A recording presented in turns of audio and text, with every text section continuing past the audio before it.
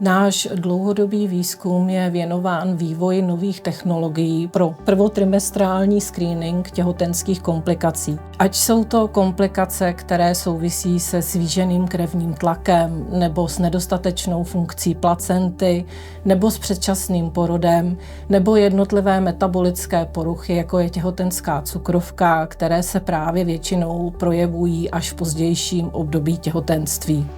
Malé množství krve nám stačí k odhalení těhotenských komplikací v prvních 3 měsících těhotenství.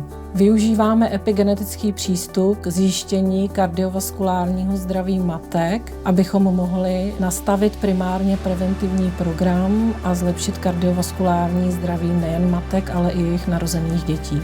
Směřujeme k vývoji technologie, která bude uvedena do klinické praxe.